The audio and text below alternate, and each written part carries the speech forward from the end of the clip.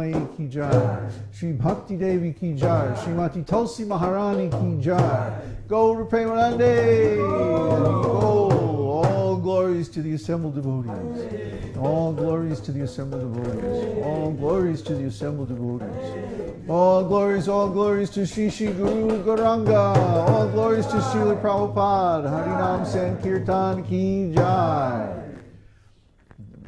All glories to Bhagavad-gītā. Namo Vishnu Padaya Krishna Prishthaya Bhutale Śrīmad Bhāgavatam Swami Chidamane Namaste Saraswati Devi Gaurvani Pacharni Nivishesha Shanyavani Vishtachi Nishatori.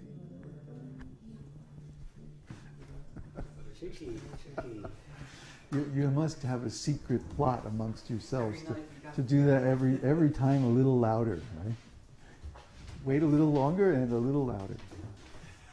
I haven't figured out. See, I knew it. You're very nice. Give me much more credit. Actually, I have no credit personally in this success of this mission. It's all due to Srila Prabhupada's blessings and Krishna's mercy, Krishna's grace. It's because we're doing it for him. That's the only reason we have any success. We want Krishna to be happy. We want Krishna to be pleased. We want Srila Prabhupada to be victorious over his enemies. And we know exactly who they are. So they're gradually being defeated by their own nonsense. We don't have to do anything. We don't even have to preach against them. They automatically fall down without our doing anything. So what do we talk about today? Krishna. Krishna. Hey, that's a good idea. Glad you thought of that. Okay. Krishna. Well, Krishna is the Supreme Personality of Godhead, which means that he is completely opulent. What does that mean? Can anybody measure Krishna's opulence? No. Well, did anybody ever try? Yeah? Who? The scientists? No, they're amateurs. They can't even see beyond this material manifestation. How about Lord Brahma? Lord Brahma tried. You know the story? Lord Brahma, of course, he's the chief of all the demigods within the universe, right? So when Krishna appeared in this world, he wanted to test him. Is this really the personality of Godhead? This little cowherd boy? How is it possible? I am the chief demigod within this cosmic manifestation, so I will test him. He was thinking like that. So one day, in fact, it was the day that the Aghasura demon was killed. You know that story, right? The big snake. Yeah, the big snake. The Aghasura appeared as a huge snake. I mean, he was miles long. He was enormous. And he came into Vrindavan.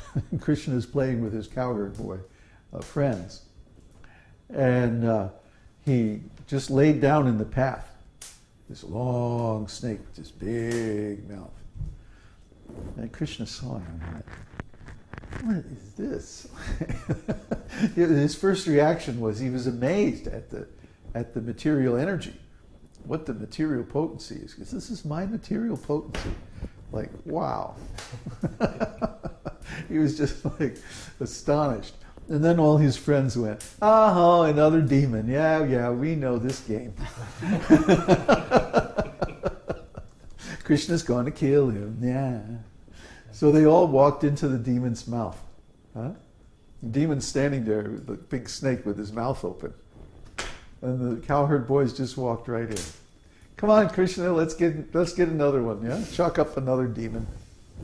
They knew that Krishna was going to kill him.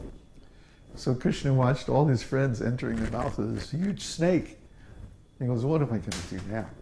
Oh, I know. So he walked into the snake and then he just began to expand his body. bigger and bigger and bigger. And finally the snake like, choked on him and gave up his life.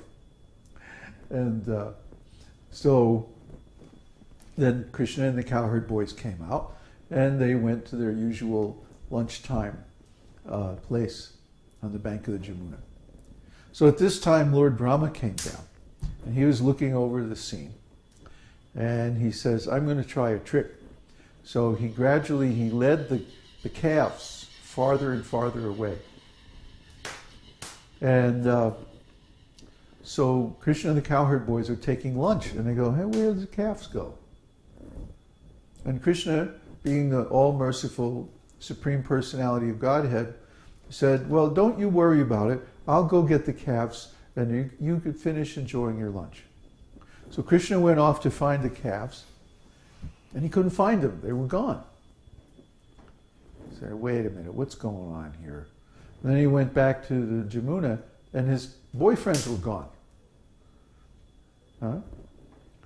That Brahma had stolen both the cows, the calves, and the cowherd boys, and put them in some mystic slumber. So Lord Brahma, his time is very different from ours. Lord Brahma went away for one moment. It's described in Śrīmad-Bhāgavatam. He went away for one truti. A truti is about that long, about a tenth of a second. And so when Brahma came back after one truti of his time, 1 year had passed. 1 year. So Prabhupada describes that Lord Brahma expected to see everybody lamenting, oh, where are our cowherd boys? Where are our calves? Where did they all go? Then Kṛṣṇa would be searching everywhere and wouldn't be able to find them. Ha ha ha. So Brahma comes back after 1 year, and what does he find? Everything is exactly the same as it was before. He's going, wait a minute, I know I put those cowherd boys and calves in some mystic place where nobody could get at them. What is going on here? He started to think, oops, I've been outfoxed. So maybe he really is the Supreme Personality of Godhead. I better go and pay my obeisances just to be on the safe side. So Brahma comes down on his swan carrier, and he approaches Kṛṣṇa, who is just this little boy, with a flute and a buffalo horn and a stick, and just a regular cowherd boy. And he pays his obeisances. And